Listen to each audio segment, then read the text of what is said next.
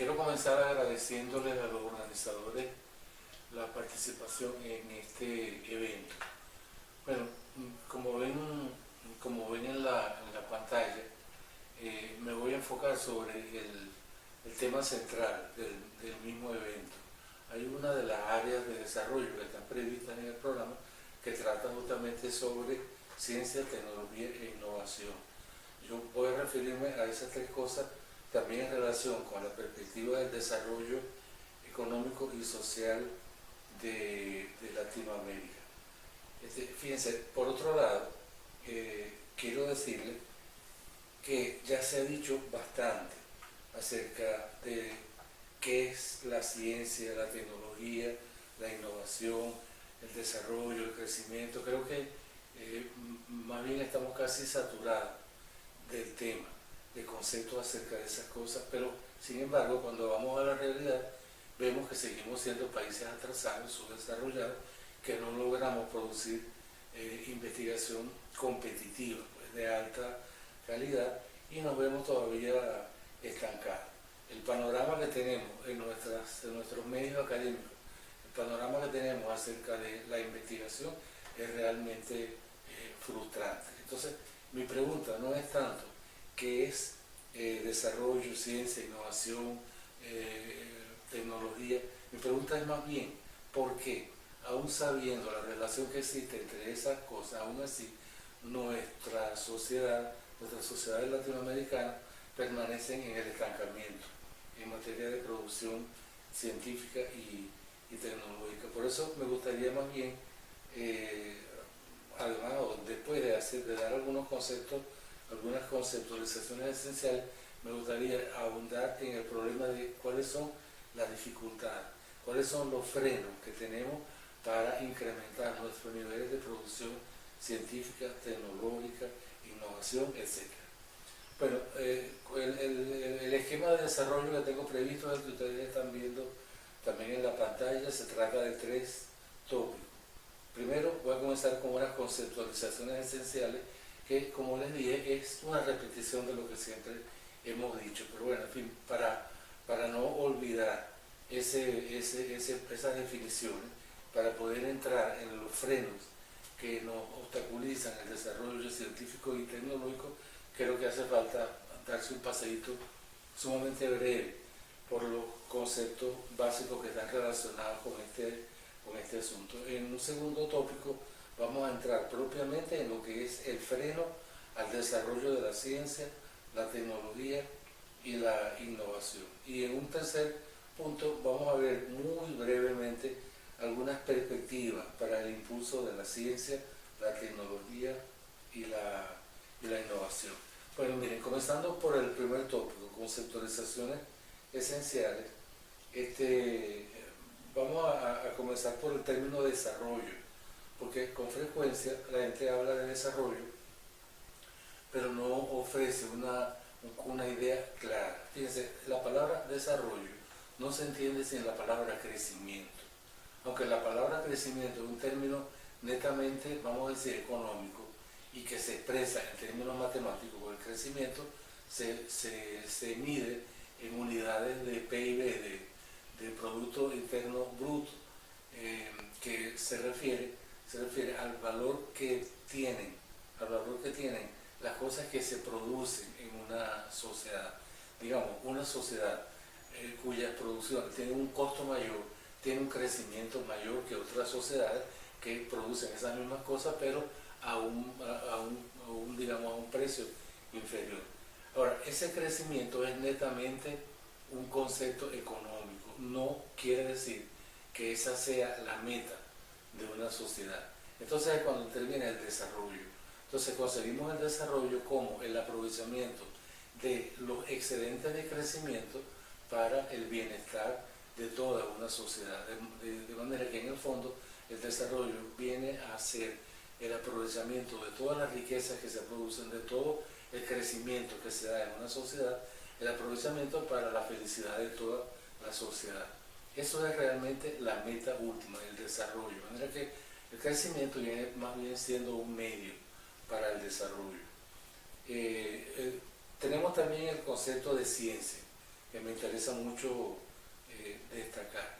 Miren, la ciencia es un tipo de conocimiento, no es el único tipo de conocimiento que hay, es uno, ni siquiera podemos decir que es el más importante.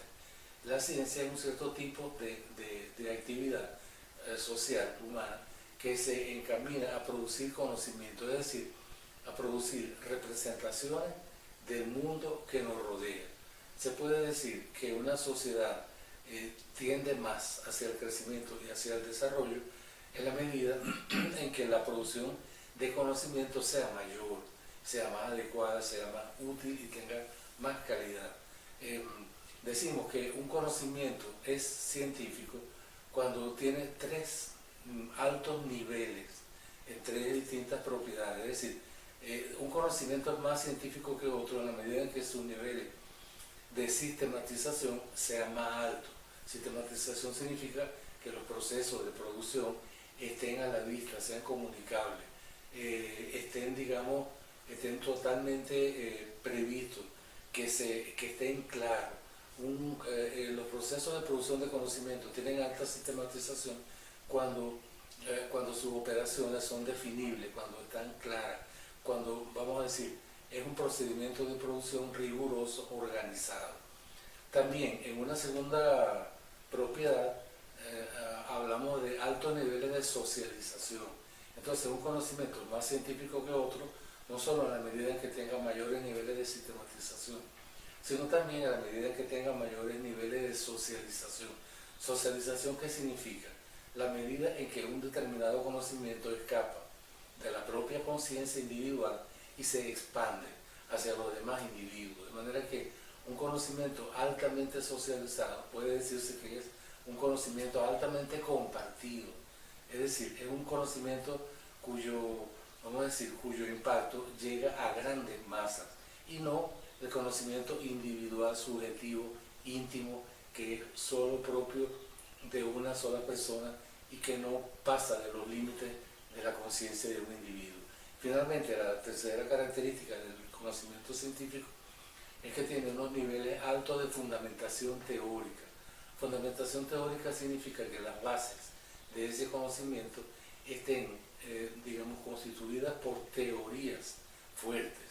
Y bueno, ¿y qué son teorías? Teorías son representaciones abstractas del mundo que nos rodea. Es decir, un conocimiento que no es teórico es aquel conocimiento que cuando ustedes le preguntan cómo lo sabes, ustedes no tienen una respuesta. En cambio, un conocimiento con alta fundamentación teórica es aquel que cuando ustedes le preguntan cómo lo saben, ustedes dan las razones teóricas por las cuales ustedes reconocen que tal cosa es de tal o cual manera. Eso es, digamos, ciencia. Ciencia es un tipo de conocimiento de altos niveles de sistematización, de altos niveles de socialización y de altos niveles de fundamentación teórica. Ahora, pasamos a innovación. Miren, la innovación se define en términos de las acciones nuevas, originales, que se emprenden. Pero fíjense algo, ¿no? Tenemos el término tecnología, que está incluido dentro de ciencia. Hay conocimiento científico de tipo teórico y hay conocimiento científico de tipo aplicado, de tipo tecnológico. Sigue siendo conocimiento científico, pero las tecnologías son aquellos sistemas que se obtienen de teorías previas ya validadas y de esas teorías se derivan, maneras de hacer las cosas. Esas maneras de hacer las cosas son las famosas tecnologías. Bueno, hay muchos ejemplos en el mundo. Vamos a decir, por ejemplo, el control remoto, que fue inventado por un físico, se fundamentó previamente en una teoría del efecto fotoeléctrico de Einstein. De allí él obtuvo la manera de que ciertas moléculas se movilizaran en dependencia de la proyección de cierto tipo de energía fotoeléctrica. Bueno, entonces, si tenemos ciencia, quiere decir que tenemos una teoría, que es lo que llaman investigación básica, que produce teoría, y tenemos también un conocimiento aplicado, que son las tecnologías, es decir, la utilización de esa teoría para resolver problemas de la vida ordinaria. De manera que una teoría nos explica bien cómo es el mundo y por qué funciona del modo en que lo vemos funcionar. Pero una tecnología nos dice cómo tenemos que hacer para controlar el mundo, para que el mundo funcione a nuestro favor. La innovación, fíjense, toda tecnología es una innovación. Claro, se requiere que las tecnologías, para que sean de calidad, sean originales. Por ejemplo, vamos a decir, el tratamiento de conducto, por ejemplo, para los odontólogos, esa es una tecnología. El primero que la diseñó es el tecnólogo, es el innovador. Ahora, actualmente todo odontólogo usa el tratamiento de conducto, pero ya él no es un tecnólogo, es simplemente alguien que domina esa aplicación, que domina esa tecnología y la usa, pero el tecnólogo es el que la diseñó por vez primera. Entonces fíjense bien, esto quiere decir que toda tecnología es una innovación, pero no toda innovación es una tecnología. ¿Ven? Es decir, hay innovaciones que son de naturaleza o de procedencia científica y hay innovaciones que son de procedencia espontánea. No sé, por ejemplo, creo que el ejemplo del pararrayo de Franklin es una innovación que él diseñó, digamos, tal vez por ensayo y error, tal vez por casualidad, pero sin una derivación de las teorías científicas. Entonces, la innovación, igualito, hay que aprovecharla y hay que estimularla, pero consideran lo siguiente: toda innovación es algunas veces de tipo científico, de tipo tecnológico, y otras veces es de tipo espontáneo, de tipo natural. En cualquier caso, en nuestras comunidades, inclusive campesinas, primitivas, hay innovaciones importantes que se deben aprovechar. Claro, se le debería buscar la raíz científica de la innovación para poder manejarla en términos de desarrollo científico.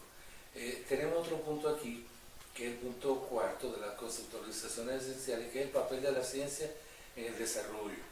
¿Para qué y en beneficio de quiénes es la ciencia?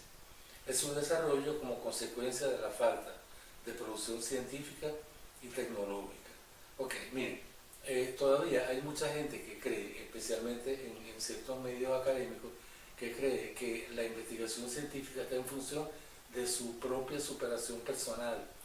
Es decir, consideran que la alta capacidad investigativa solo funciona como elemento para engrosar su currículum, como elemento para obtener mejor puntaje y por tanto más ascenso o más ingresos. Esa es la concepción egoísta, individualista de la investigación. En realidad, la investigación está en función de la producción científica y la producción científica está en función del crecimiento y por tanto del desarrollo.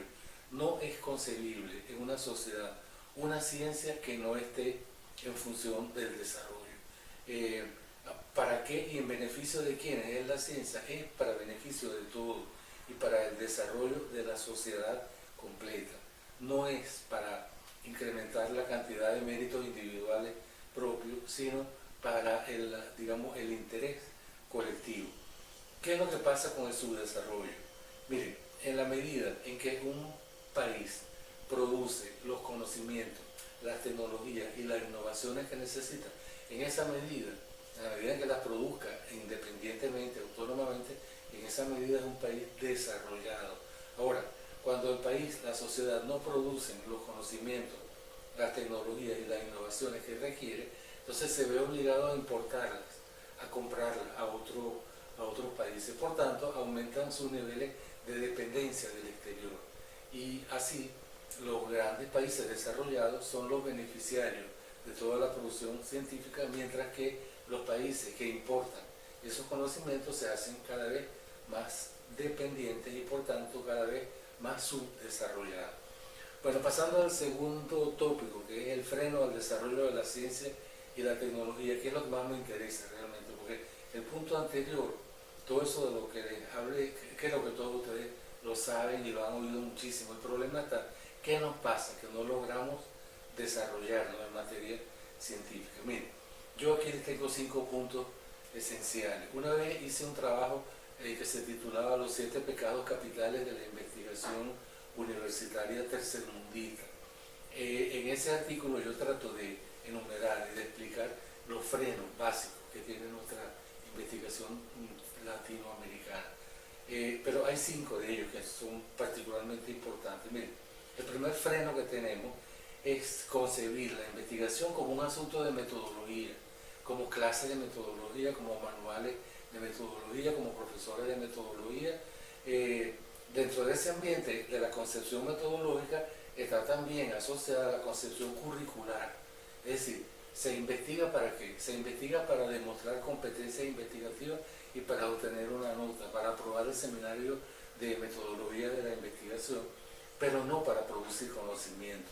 Ahora, ¿qué es lo que pasa? Que esa concepción metodológica curricular también es burocrática, es decir, también está metida dentro de todo un sistema de alcabalas, la mayoría de las cuales son ficticias. Las alcabalas son, digamos, originalmente son medios para controlar el flujo productivo dentro de una organización, pero cuando la organización se pervierte, la burocracia se convierte en un medio de poder, en un medio de imponer poder a todos los demás, de manera que yo como burócrata, como director, como por ejemplo, como miembro de un comité de tesis, o como profesor de metodología, o como jurado, yo tengo el poder burocrático de impedir que una investigación llegue a su fin, de impedir que una buena investigación sea aprovechada.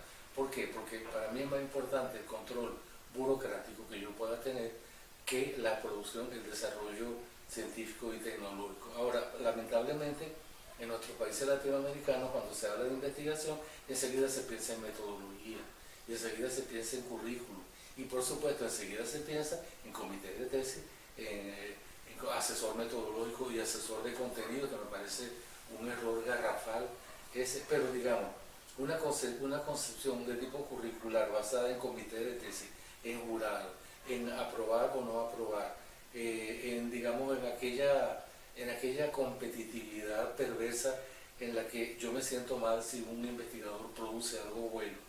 Esa concepción metodológica, curricular, burocrática, me parece a mí, el peor freno que tiene el desarrollo de nuestras investigaciones. Hay, por otro lado, tal vez en otro extremo, otra concepción, que es lo que yo llamo las concepciones postmodernistas y lo que yo llamo cantinflérico. Es decir, el posmodernismo y el cantinflerismo consiste en una tendencia en la que yo utilizo las palabras y el lenguaje de una manera impactante. Como yo no tengo ideas impactantes, entonces recurro a lenguaje impactante que impresione. Y así es como yo le hablo a la gente, por ejemplo, de todo óntico es ontológico, el ser humano es óntico porque es ontológico. Si ustedes quieren hacerse pasar por sabios, pongan el sufijo neuro a cualquier palabra. Entonces no digan educación, sino neuroeducación, o educación cuántica, o educación óntica, ontológica, en fin. Todo ese tipo de lenguaje enrevesado, complicado, ¿no?, se ha convertido en otro de los grandes frenos para nuestra investigación. Entonces, en ciencias sociales, en vez de producir ideas serias, ideas, vamos a decir, que resuelvan problemas, producimos cantinflerismo, pues, como el famoso Cantinflas en sus películas. O sea, producimos lenguaje que no dice nada, pero que parece que dijera mucho, y cuya única función es lograr que las demás personas digan, ese tipo sí sabe, pero la función no es en absoluto producir desarrollo colectivo. Un tercer freno que me interesa mucho enfatizar es la fragmentación de la investigación. Miren, la investigación en Latinoamérica es fragmentada, igual que un disco duro, pues, donde los pedazos de archivos se encuentran alejados uno de otro.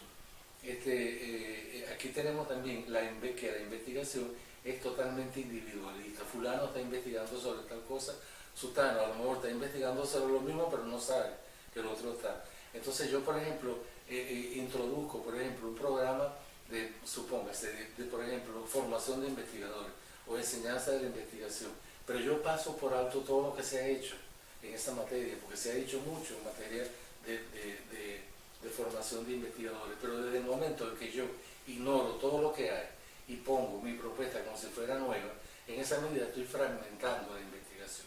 La investigación no debe fragmentarse, sino que debe agruparse, unirse. Cualquier investigador, cuando empieza un tema, debe preguntarse, ¿dónde están los programas de investigación a los que yo podría pertenecer?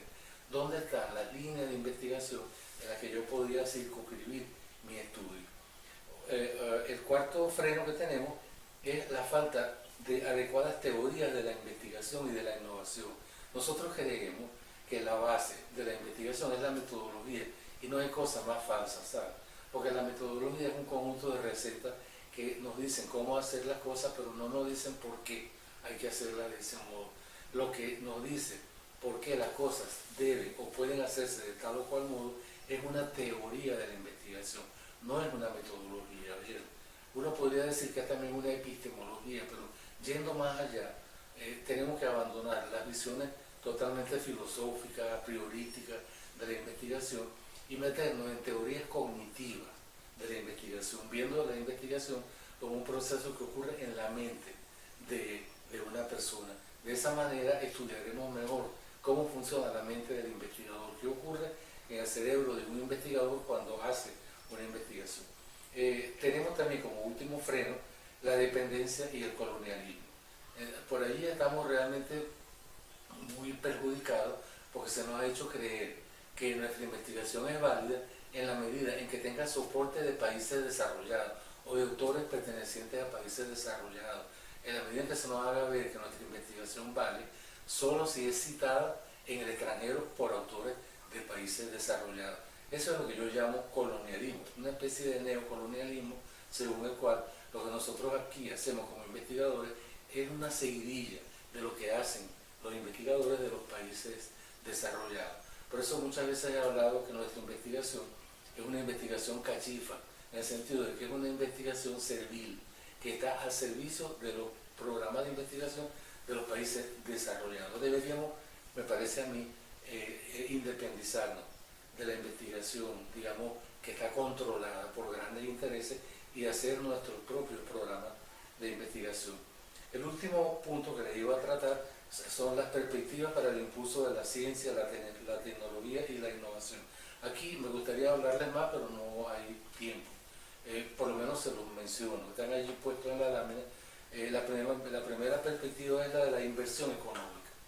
Es decir, nuestro gobierno tiene que invertir recursos financieros, recursos humanos en el desarrollo, en el impulso de la ciencia, la tecnología y la investigación.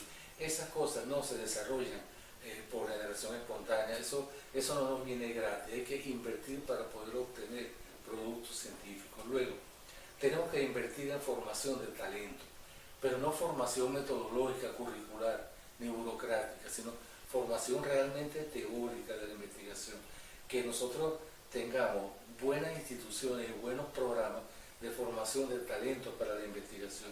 Y finalmente, la última perspectiva que nos ofrece grandes promesas es la apertura teórica y epistemológica. Apertura. Miren, la metodología, en vez de ser apertura, es una cerrazón, más bien. Nos cierra las puertas al desarrollo de la investigación. Una apertura teórica es estar despierto a ver qué procesos investigativos son entendidos cada vez más por nuestra ciencia cognitiva, por nuestra teoría cognitiva y evolucionista. Y además tenemos también que tener una apertura de tipo epistemológico, es decir, que explique bien qué son las investigaciones considerando el punto de vista de una filosofía de la ciencia. Uniendo esas tres perspectivas, creo que por allí tenemos el camino para eliminar los frenos de los que les acabo de hablar y para que finalmente podamos tener una sociedad con altos niveles de desarrollo dependiendo de los altos niveles de crecimiento que a su vez son dependientes de los altos niveles de producción de ciencia, tecnología e innovación.